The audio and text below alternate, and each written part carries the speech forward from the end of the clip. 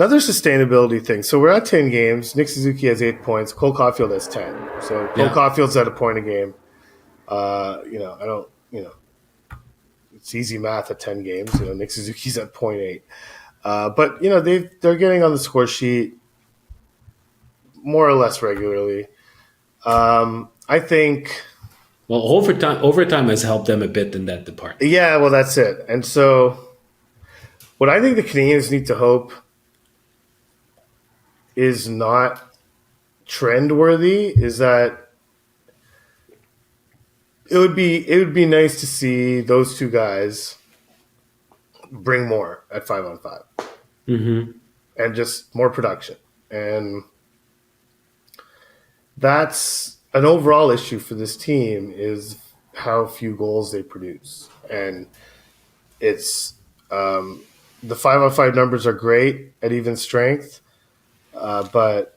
From that line in particular, but even generally the team, the other night they dominate Vegas, need to manufacture a 5-on-5 goal relatively late to get that to overtime and get a point out of it. A lot of their moments of dominance don't necessarily result in goals. So I think that's something that's going to bite them sooner or later, probably sooner. Once the goaltending kind of settles into a realistic place, the chances they're allowing start resulting in more goals. And if they keep scoring at the current pace, then I think the record's going to fix itself and they'll find themselves more closer to where a lot of people expect them to be. So, look, right now, when it comes to 5-on-5 play, they scored 17 goals and allowed 8. But when it comes to expected goals, their expected goals ratio is at 48%. Yeah. So something doesn't add up. So, absolutely. It's the numbers suggest a market correction there, and even watching them play suggests a market correction there. So, I think that's going to normalize a bit their record. And the one thing I gotta say. Marty strikes me as a bright guy. It's not that he strikes me as a bright guy. He is a bright guy. He devours hockey. He's obsessed with it. He spends his off season thinking about it. He spends his off season coaching it with his kids and going to tournaments. And all he cares about is hockey.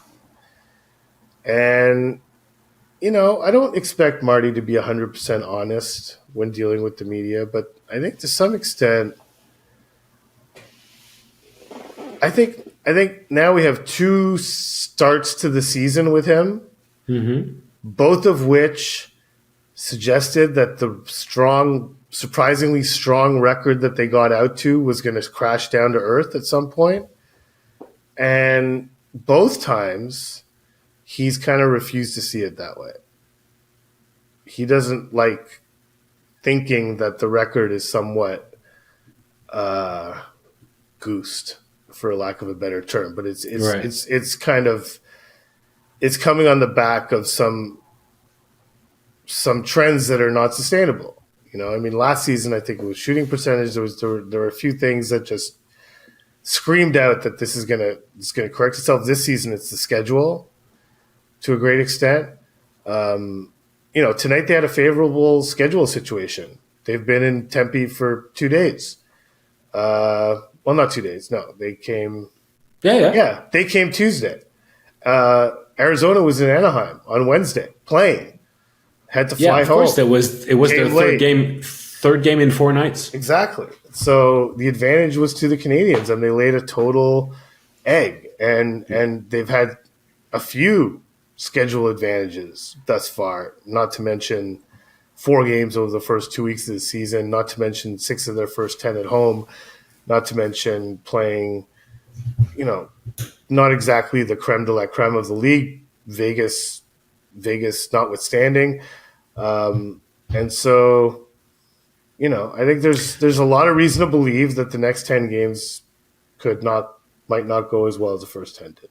Well, I agree with you, but if I put myself in Martin St. Louis' shoes, how often I said that he chooses more often than not to look at the glass half full. He could say, well, okay, so we've had that nice record without us even playing our best hockey because we've got some deficiencies, we've got some areas that we need to work on. And who am I as the head coach to say that we won't be able to make those improvements? And if we make them, we're going to be even that record that we've got, we'll be able to own it even more than we are now. Because I think you'll be the first to admit that the goalies save their asset on some occasions. But I think that it's not as if everybody was playing over their heads. That's my point. Mm-hmm. That's true. Suzuki and Caufield can be better. You got other guys. I mean, at some point, Anderson's going to come out of his funk. And we've gone over Safkowski. I mean, that's it. There are many guys that you look at them individually, or even you could look at some guys on defense. There's room for improvement. So if enough of those guys start driving the bus too, and it's not only relying on the defense, on the goalie's performances and on the Monahan line, well, maybe that you'll just find new heroes. And that's the hope that the coaches has.